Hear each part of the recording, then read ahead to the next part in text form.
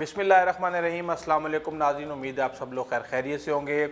آج کی اس ویڈیو میں ہم کوشش کریں گے کہ آپ کو بتائیں کہ کیوں پوری دنیا امریکہ سے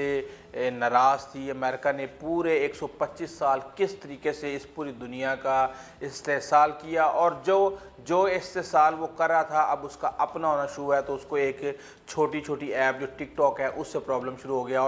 اور ٹرمپ نے سگنیچر کر دیے ہیں ٹک ٹاک کے حوالے سے، اس کی پابندی کے حوالے سے، اور کہا یہ جا رہا ہے کہ جو لوکل کمپنی ہے وہاں پہ، چاہے وہ مائکروسافٹ ہے یا دوسری کمپنی ہے، وہ اس کو خریدیں، اور ایک طرح سے یہ ایکسٹورشن آپ اس کو کہہ سکتے ہیں کہ کس طریقے سے جو بیرونی کمپنی ہیں ان کو جو ہے وہ اونے پونے بیچنے کا وہ کہہ رہے ہیں کہ جی آپ ہماری کمپنیوں کو بیچ دیں ورنہ ہم آپ کو یہاں پر کام نہیں کرنے دیں گے، جبکہ ان کی اپنی کمپنیاں پوری دنیا کے اندر کام کر رہی ہیں، پوری دنیا کا ڈیٹا حاصل کر رہی ہیں، لیکن اس سے ان کو کوئی پرابلم نہیں ہے۔ چین میں ایک رپورٹ میں حکومت کو خبردار کیا گیا تھا تقریباً 1-1.5 ماہ پہلے کہ کرونا وائرس کی وبا کے پیش نظر ملک کو بڑھتی ہوئی دشمنی کا سامنا ہے، جس کی وجہ سے ملک کے ساتھ تعلقات جو ہیں وہ محض آرائی میں تبدیل ہو سکتے ہیں امریکہ کے ساتھ۔ اور یہ رپورٹ ریاستی سلامتی کی وزارت نے بیجنگ کی چوٹی کے رہنماؤں کو پیش کی تھی، جن میں صدر شی جن پنگ بھی شامل تھے، اور رپورٹ میں بتایا گیا تھا کہ چین کو امریکہ کی جانب سے مخالفت کی شدید لہر کا سامنا ہے،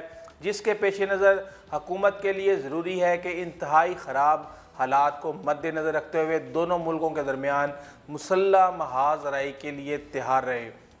یہ رپورٹ تھنک ٹینک اور عالمی تعلقات سے متعلق چینی ادارے نے تیار کی، جو ملک کے اعلیٰ خفیہ ادارے ریاستی سلامتی کی وزارت سے منسلک تھی۔ کئی دہائیوں سے چین اور امریکہ کے درمیان تعلقات اپنے بدترین مقام پر چلے آ رہے ہیں، اور بد اعتمادی بڑھ رہی ہے، اور امریکہ کی جانب سے غیر منصفانہ تجارت اور ٹیکنالوجی کے غلط استعمال کے الزامات سے لے کر ہانگ کانگ، تائیوان اور جنوبی چین کے سمندر میں متنازع علاقوں کی وجہ سے اختلافات میں مسلسل اضافہ ہوتا جا رہا ہے۔ چین کی رپورٹ میں نتیجہ نکالا گیا ہے کہ امریکہ چین کی ترقی کو معاشی اور قومی سلامتی کو لاحق خطرے اور مغربی جمہوریتوں کے لیے خطرے کے طور پر دیکھتا ہے، اور رپورٹ میں یہ بھی کہا گیا ہے کہ امریکہ عوامی اعتماد کو نقصان پہنچا کر چین کی حکمران کمیونسٹ پارٹی کے اثر کو کم کرنا چاہتا ہے۔ یورپی یونین کے وزیر خارجہ جوزف بورویل نے جرمنی کے سفارتکاروں سے خطاب کرتے ہوئے کہا تھا کہ شاید عالمی طاقت کے طور پر چین کے امریکہ کی جگہ لینے کے لیے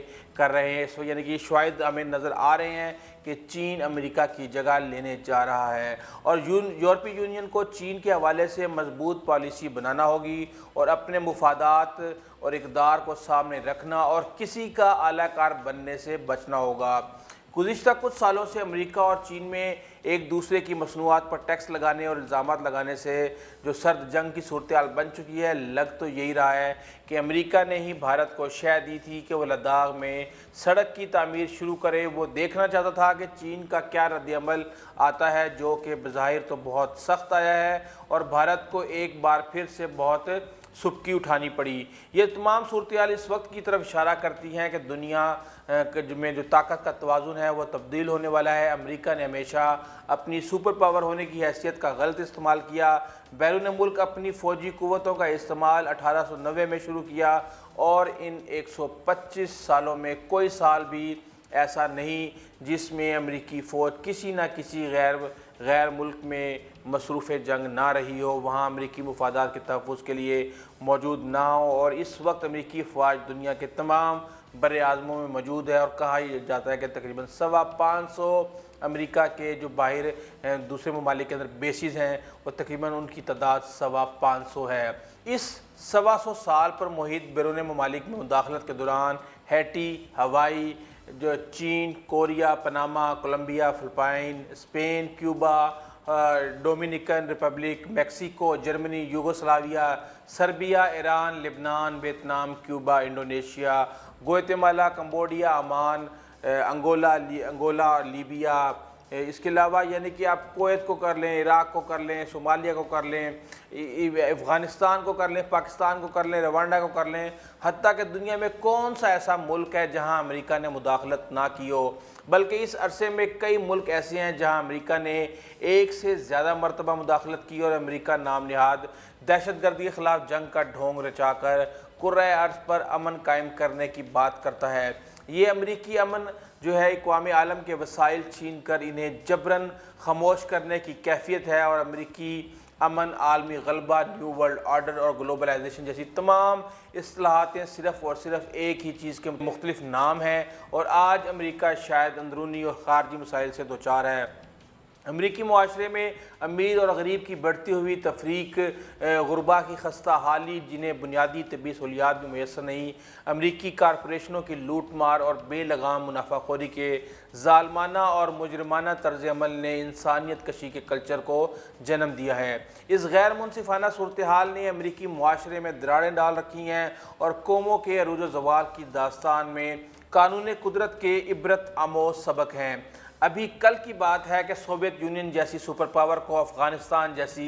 पसमानदा कौम ने शिकस्त और एक से दो चार कर दिया। अमेरिका का मौजूदा गलबा भी ऐसे ही इंजाम को पहुंच रहा है, या इसे अभी मोहलत मिलेगी, इसका जवाब तो वक्त देगा। इसमें कोई दो राय नहीं है कि अब अमेरिका की बालादस्ती का भूत ख़त्म होने जा रहा है और इसकी जगह जल्द ही चाइना ले लेगा और दुनिया में एक अमन पसंद सोच उभरेगी। वसाइल की लूट मार की जगह यकसा तरक्की के मौके मैसर आएंगे। सिर्फ ताकतों के मुफादात का तहफ़्फ़ुज़ नहीं किया जाएगा, बल्कि हर मुल्क के लिए एक जैसी सूरत हाल होगी और मुआशी इस्तेसाल का ख़ात्मा होगा। बेसिकली जब आप की दुनिया के अंदर सिर्फ एक सुपर पावर होती है और उसके गलत और सही, स्याह और सफ़ेद का फ़ैसला सिर्फ उसने ख़ुद करना होता है। उसने IMF, वर्ल्ड बैंक जैसे ऐसे इदारे बनाए हुए होते हैं जिससे वो जाके मुल्कों का इस्तेसाल करते हैं। अगर उनके लीडर बात नहीं मानते तो उनको CIA के थ्रू या किसी और चीज़ों के थ्रू ऐसे ऑपरेशंस किए जाते हैं जिसके अंदर वो मजबूर हो जाते हैं या उनको जहाँ बहाल कर दिया जाता है।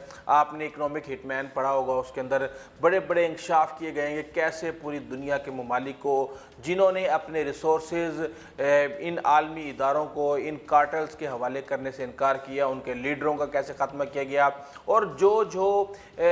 इस पैकेज में आया, चाहे वो IMF है, वर्ल्ड बैंक है, उसके बाद उसके अंदर इतनी सख्त नहीं रही कि वो कोई भी सोशल वेलफेयर का काम करे और अपने अवाम की जो हेल्थ है, सोशल केयर है, दूसरी चीज़ें हैं उसके ऊपर खर्च कर सके। यही हाल हम पाकिस्तान का देख रहे हैं कि अगर 7,000 अरब का बजट होता तो 2,000 अरब रुपया हमें सूद की मद में वापस करना होता है, और हमारे पास इतने पैसे नहीं हैं कि हम अपने लोगों को किसी भी हवाले से सब्सिडी दे सकें, उनके गरीबों का हाल अहवाल देख सकें। रोज़ाना बिजली की कीमतें बढ़ रही हैं, गैस की कीमतें बढ़ रही हैं, और इसी तरीके से पाकिस्तान जो मुआशी शिकंजा है आलमी ताकतों का, उसके अंदर बुरे तरीके से फंसा हुआ है। लेकिन चीन अब आ गया है, उसने आके चैलेंज कर दिया है अमेरिका को, और हर लिहाज से हर फ्रंट पे उसको चैलेंज कर रहा है। उम्मीद ज़ाहिर की जा सकती है कि इससे शायद दुनिया के अंदर थोड़ा सा अमन व सलामती